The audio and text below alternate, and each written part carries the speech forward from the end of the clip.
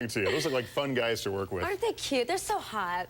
Well, I wasn't going to call them hot or cute, but fun guys to work with. I think they're, yeah, and they're hilarious, and it was such an amazing experience, you know, being a part of this movie and working with Todd Phillips, the director, and, you know, it's hard not to laugh when you're working on a set that's so much fun. I want to talk more about the movie in a second, but first, congratulations on the wedding. It's been a few months. Yeah, we got married November 22nd and have a show on MTV called Till Death Do Us Part. Yeah, I was going to ask you, what's that like? I mean, are you still going through the honeymoon phase, and here you are living your personal life, your marriage, your offbeat wedding, if we can call that, on national television? Yeah, it was a little offbeat.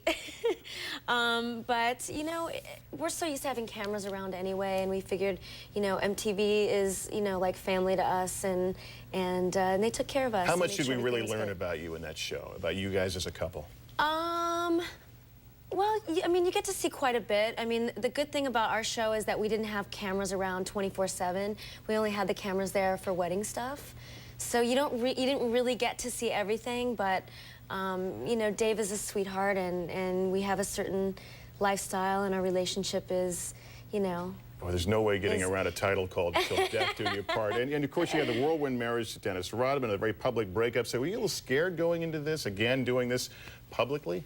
Oh yeah, definitely. You know, we've been dating for 3 years before we got married. So I wanted to definitely take my time and plan everything out and have a real wedding and not run off to Vegas and do it. How into the reality craze are you? Obviously, you did a reality TV show. We had Omarosa from The Apprentice on a bit Love The Apprentice. ago. Do you like that show? Oh, it's so good. Now, how difficult was it to do a reality show? And how real is a reality show in your case?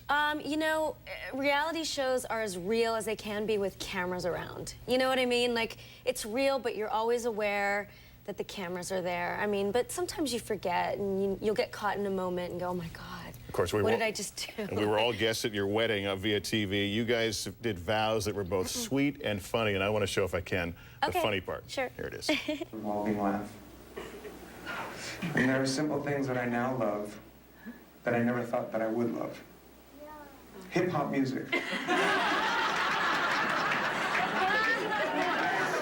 I never thought I'd be with a man who looks in the mirror more than I do.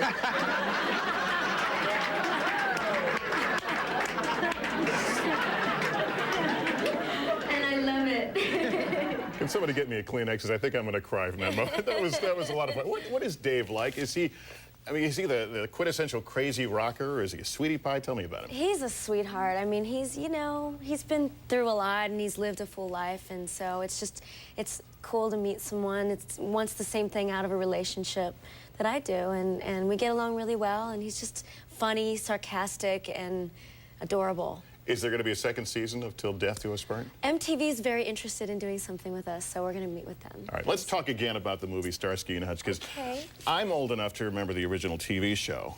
You're not. I'm not, but I do like the music for the intro. Did anybody ever show you tapes of the old TV show? I did a little research and watched some of the old tapes. Also looked up the Dallas Cowboy cheerleaders because I played cheerleader in the movie. So it was fun. It was fun to go back to the 70s. And when you found you were going to be with Owen Wilson and Ben Stiller, that obviously gave you some concept of what kind of movie you were getting into. You've seen these guys on film before together. Oh yeah, I'm the biggest fan. I was so nervous. Just to be on set and just to work with them, and I knew that this was going to be a really fun, you know, exciting movie to be a part of. So. And tell me about, you're doing another project on MTV, a movie called Monster Island. Yeah. It's kind of a campy, kind of an offbeat spoof of monster movies? It is. It's a spoof of the old monster movies. Just, you know, the over-the-top giant insect that comes down and, you know, captures the girl with the perfect hair and makeup that, you know, doesn't change. See, I love this stuff.